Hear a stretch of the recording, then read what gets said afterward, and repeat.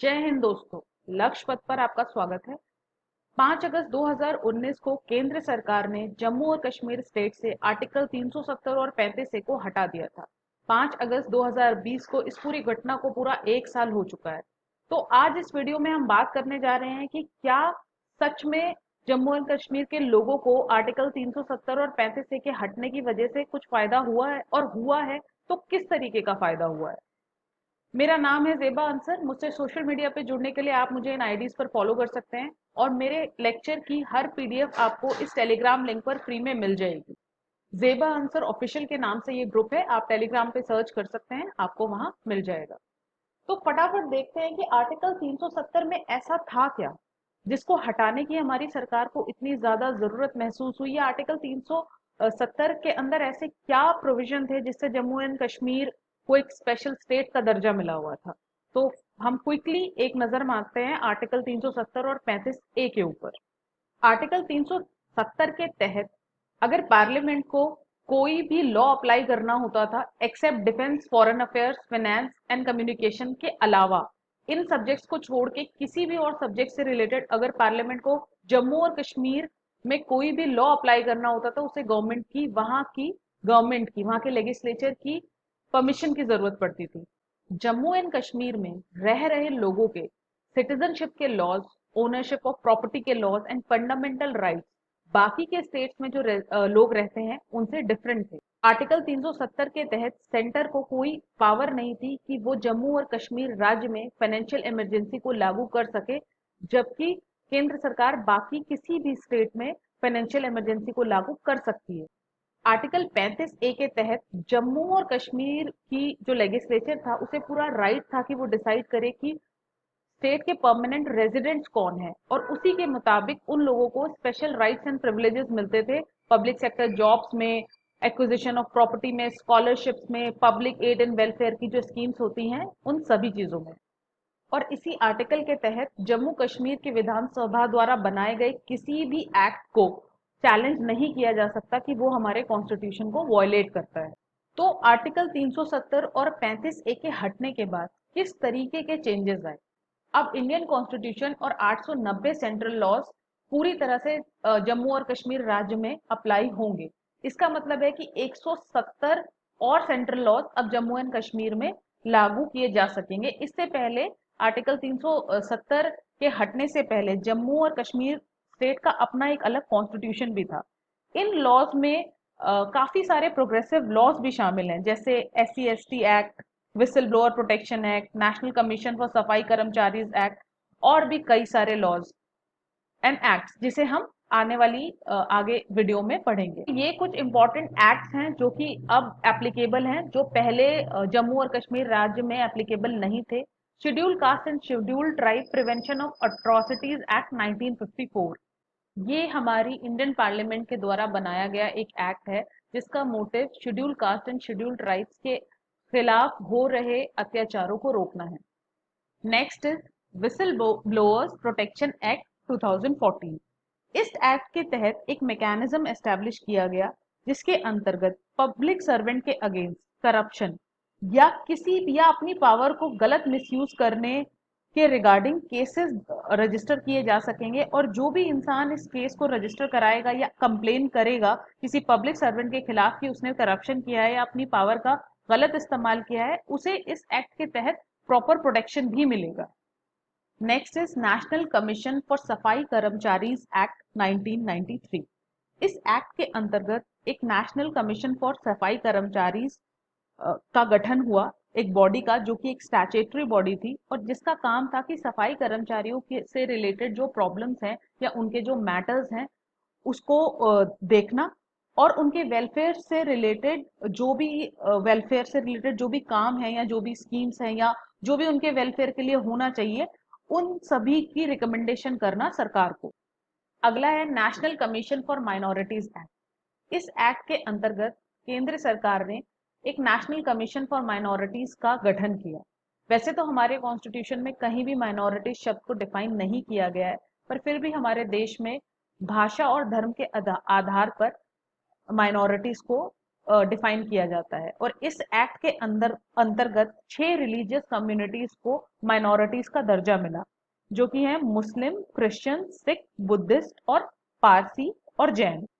इस कमीशन का काम था कि माइनॉरिटीज के लिए बनाए गए जो भी लॉज हैं या जो उनके लिए बनाई गई जो भी स्कीम्स हैं, जो पॉलिसीज हैं, उनको प्रॉपरली इम्प्लीमेंट करना, देखना कि उनका प्रॉपर इम्प्लीमेंटेशन हो रहा है या नहीं, और उनके वेलफेयर के लिए सरकार को रिकमेंडेशंस करना। Next is scheduled tribes and other traditional forest dwellers recognition of forest rights act 2007।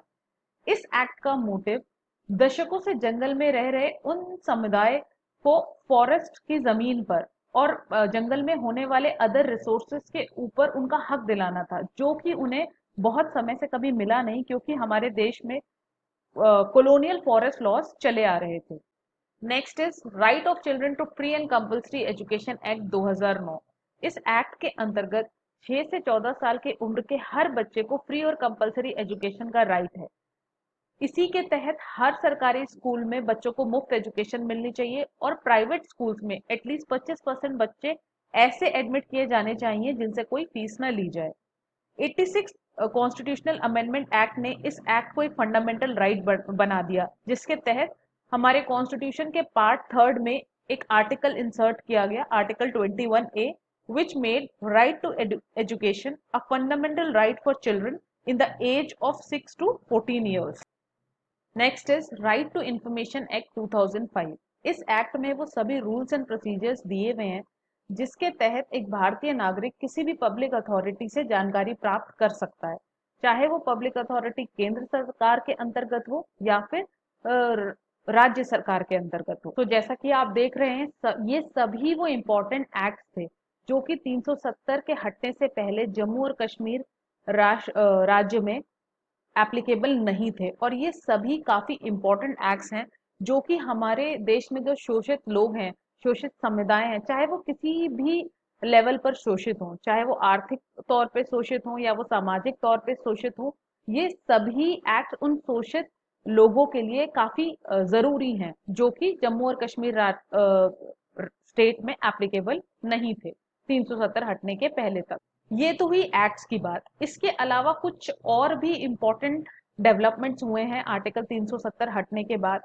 370 जब लगा हुआ था जम्मू और कश्मीर में, जब तक एप्लीकेबल था, तब तक वहां की जो विमेन्स हैं, उनको अगर वो अपने राज्य के बाहर किसी से शादी करती हैं तो उनके सारे राइट्स खत्म हो जाते थे। तो इस लीगल प्रोविजन को अब हटा दिया गया है। तकरीबन 10,000 म्यूनिसिपल वर्कर्स, मतलब सफाई कर्मचारी जो कि जम्मू और कश्मीर राज्य में रह रहे थे, उन्हें सिटीजनशिप का राइट नहीं था, जॉब्स और एजुकेशन का एक्सेस नहीं था। सिटीजनशिप का राइट का मतलब है कि आर्टिकल 370 जब तक जम्मू और कश्मीर में एप्लीकेबल था, तब तक जम्मू और कश्मीर में लोगों के पास दो सिटीजनशिप थी। वैसे इंडियन कॉन्स्टिट्यूशन में दो सिटीजनशिप का, डुअल सिटीजनशिप का प्रोविजन नहीं है, पर जम्मू और कश्मीर में लोगों के पास दो सिटीजनशिप थी, एक citizenship of India and second the citizenship of Jammu and Kashmir. तो जो वो 10,000 म्यूनिसिपल वर्कर्स थे, उन्हें जम्मू और कश्मीर की सिटीजनशिप नहीं मिलती थी जब तक 370 एप्लीकेबल था। अब ये सारे municipal workers Jammu and Kashmir union territory के लेजिटिमेट डोमिसाइल्स बन गए हैं, और इन्हें वो सारे राइट्स और प्रिविलेजेस मिलेंगे जो कि और स्टेट्स में म्यूनिसिपल वर्कर्स को मिलते हैं। इसी के साथ दलित और ट्राइबल कम्युनिटीज को भी वो सब कुछ मिलेगा जो अदर स्टेट्स में उन लोगों को दिया जाता है। उनके राइट्स, प्रिविलेजेस, उनके लिए जो पॉलिसीज हैं, जो लॉज बने हैं, वो सब कुछ उन लोगों पर वैसे ही एप्लीकेबल होंगे जैसे rest of the Indian states में अप्लाई किए जाते हैं। कश्मीरी पंडितों को वापस से रिहैबिलिटेट किया गया है, जिन्हें 30 साल पहले मिलिटेंट्स ने कश्मीर में से निकाल दिया था, भगा दिया था, उनके घर लूट लिए थे, उनकी प्रॉपर्टीज लूट पर कब्जा कर लिया था। वापस से कश्मीरी पंडित को अब रिहैबिलिटेट किया जा रहा है। इसमें से 4,000 लोगों को जॉब भी मिल गई है और बाकी के लोगों को एम्प्लॉयमेंट के लिए लिस्ट किया गया है, और आने वाले 1 साल में इन लोगों को जॉब्स मिल जाएंगी। जम्मू एंड कश्मीर गवर्नमेंट ने एक मैसिव रिक्रूटमेंट ड्राइव भी चलाई है, जिसके तहत 10,000 वैकेंसीज निकाली गई हैं लोकल गवर्नमेंट में, और एक ड्राइव आने वाले टाइम में और चलाई जाएगी जिसके अंदर 25,000 पोस्ट हैं। ये अनदर जो दूसरी ड्राइव है, ये पाइपलाइन में है। तो जब ये फर्स्ट रिक्रूटमेंट ड्राइव पूरी हो जाएगी जिसके तहत 10,000 लोगों को नौकरी मिल जाएगी, उसके बाद ये सेकंड ड्राइव चलाई जाएगी जिसके अंतर्गत 25,000 नौकरियों का प्रोविजन है। ये सेकंड ड्राइव पाइपलाइन में है गवर्नमेंट के। उन सभी रूल्स एंड रेगुलेशन को रिवाइज किया जाएगा जिसने अभी तक शोषित ग्रुप्स को, जैसे एसटी हो गए, ओबीसी हो गए, या जो इकोनॉमिकली वीकर सेक्शंस हैं, उन्हें एम्प्लॉयमेंट देने से रोक रखा था। उन रूल्स के तहत उन लोगों को एम्प्लॉयमेंट नहीं मिलता था। इस तरीके के सभी रूल्स को रिवाइज किया जाएगा, सरकार इसे वापस से रिव्यू करेगी। और 370 हटाने के बाद सरकार ने 10% इकोनॉमिकली वीकर सेक्शंस के लिए 10% का जो कोटा होता है एम्प्लॉयमेंट में, उसको लागू कर दिया है। अब जम्मू कश्मीर राज्य सेंट्रल विजिलेंस कमीशन के डायरेक्ट सुपरविजन में होगा एंटी करप्शन केसेस को लेके। सेंट्रल विजिलेंस कमीशन का गठन 1964 में किया गया था और ये हमारे देश की अपेक्स बॉडी है गवर्नमेंट में हो रहे करप्शन केसेस को एड्रेस करने के लिए। तो अब तक जम्मू और कश्मीर में इसका डायरेक्ट सुपरविजन नहीं था, पर अब से करप्शन केसेस को लेकर इसका डायरेक्ट सुपरविजन होगा। सेंट्रल एडमिनिस्ट्रेटिव ट्रिब्यूनल मतलब कैट की 18वीं बेंच का गठन किया जाएगा जम्मू और कश्मीर यूटी के लिए और लद्दाख यूटी के लिए। 370 हटने के बाद जम्मू एंड कश्मीर स्टेट को बाइफरकेट करके दो यूटीज बना दिया गया था। एक यूटी JNK थी और दूसरी यूटी लद्दाख थी। तो अब इसमें कैट की 18th बेंच का गठन किया जाएगा। कैट जो है वो केंद्र सरकार के अंदर जो लोग रिक्रूट होते हैं उनकी रिक्रूटमेंट से रिलेटेड या सर्विस कंडीशन से रिलेटेड जो भी इश्यूज हैं या जो भी डिस्प्यूट्स हैं उनका उनको देखता है कैट, उन्हें कैटर करता है। मतलब अगर इस तरीके का कोई भी डिस्प्यूट है तो आप कैट को अप्रोच कर सकते हैं। जम्मू और कश्मीर के कई डिस्ट्रिक्ट अब टेरर फ्री हो चुके हैं। एंटी टेरर ऑपरेशंस चलाए जा रहे हैं कोऑर्डिनेटेड तरीके से और लोकल रेजिडेंट्स का पूरा सपोर्ट मिल रहा है इन एंटी टेरर ऑपरेशंस को एग्जीक्यूट कराने के लिए, इन्हें सक्सेसफुल कराने के लिए। इस पूरे रीजन को होलिस्टिकली इंटीग्रेट करने के लिए बहुत सारे नए प्रोग्राम लॉन्च किए जा रहे हैं। नेशनल सैफरन मिशन के अंतर्गत 3500 हेक्टेयर्स ऑफ लैंड को रिजुविनेट किया जा रहा है सैफरन को कल्टीवेट करने के लिए। नेशनल सैफरन मिशन 2010 में लॉन्च किया गया था ताकि जिससे सैफरन का कल्टीवेशन कश्मीर में और ज्यादा बढ़ाया जा सके, पर वेदर और क्लाइमेटिक कंडीशन की वजह से ऐसा हुआ नहीं। जितना एक्सपेक्ट किया था उतना ज्यादा ये नेशनल सैफरन मिशन सक्सेसफुल नहीं हुआ, इसलिए दोबारा से 3500 हेक्टेयर लैंड को वापस से रिजुविनेट किया जा रहा है ताकि सैफरन कल्टीवेशन को एक बूस्ट मिले। रिसेंटली मई के महीने में कश्मीर में जो सेफ्रन उगाया जाता है उसे ज्योग्राफिकल इंडिकेशन का टैग दिया गया है। ज्योग्राफिकल इंडिकेशन का टैग किसी भी उस प्रोडक्ट को दिया जाता है जो कि उस पर्टिकुलर ज्योग्राफिकल लोकेशन में पैदा किया जाता हो या उगाया जाता हो या बनाया जाता हो। तो उन प्रोडक्ट्स को ज्योग्राफिकल इंडिकेशन का टैग दिया जाता है और इस टैग के बाद उसकी एक्सपोर्ट मार्केट में वैल्यू बहुत ज्यादा बढ़ जाती है। तो अभी रिसेंटली मई में कश्मीर के सेफ्रन को और मणिपुर के ब्लैक राइस को ज्योग्राफिकल इंडिकेशन का टैग मिला है। सरकार फार्मर्स को इंसेंटिवाइज कर रही है ताकि वो एप्पल और अदर फ्रूट्स की अल्ट्रा हाई डेंसिटी प्लांटेशन को इंट्रोड्यूस कर सके। कश्मीर पूरे इंडिया में एक ऐसा स्टेट है जहां पर मैक्सिमम एप्पल प्रोड्यूस होता है। इसी के साथ टूरिज्म इंफ्रास्ट्रक्चर को मिशन मोड में अपग्रेड किया जा रहा है। बिजली, सड़क और पानी के इश्यूज को वॉर फुटिंग लेवल पे एड्रेस किया जा रहा है और टूरिज्म और कनेक्टिविटी को बूस्ट करने के लिए 11 एयरपोर्ट्स जम्मू एंड कश्मीर में और 2 लद्दाख में उड़ान स्कीम के अंडर इन्हें कंसिडर किया जा रहा है। उड़ान मतलब उड़े देश का आम नागरिक। ये एक रीजनल एयरपोर्ट डेवलपमेंट और रीजनल कनेक्टिविटी स्कीम है जिसे गवर्नमेंट ऑफ इंडिया ने 2017 में लॉन्च किया था। इसका बेसिक मोटिव है कि ट्रेवल को अफोर्डेबल करना, वाइड स्प्रेड करना, नेशनल इकोनॉमिक डेवलपमेंट को बूस्ट मिलना और टूरिज्म और कनेक्टिविटी को बढ़ाना ताकि मैक्सिमम लोग कनेक्ट हो सकें, जा सकें, अफोर्डेबल प्राइसेस पे लोग ट्रेवल कर सकें। हेल्थ सेक्टर को भी ट्रांसफॉर्म किया जा रहा है और इसी के तहत 2 एम्स हॉस्पिटल और 5 नए मेडिकल कॉलेजेस को खोला जाएगा। आयुष्मान भारत स्कीम भी अब जम्मू कश्मीर के हर नागरिक के लिए अवेलेबल होगी। आयुष्मान भारत प्रधानमंत्री जन आरोग्य योजना, जो कि इसका पूरा नाम है, इसे 2018 में हमारी सरकार ने लॉन्च किया था और इसका मोटिव था कि उन सभी गरीब लोगों को जो आर्थिक तौर पर कमजोर हैं, जो कि बहुत महंगा हेल्थ केयर अफोर्ड नहीं कर सकते, उन सभी गरीब लोगों को सस्ता फ्री एक्सेस देना हेल्थ केयर के लिए, ताकि वो अपना इलाज करा सकें जो बहुत महंगे इलाज नहीं अफोर्ड कर सकते।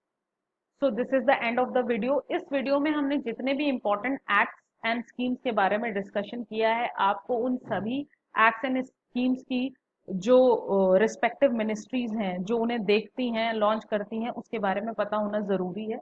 दे are important for the exams perspective.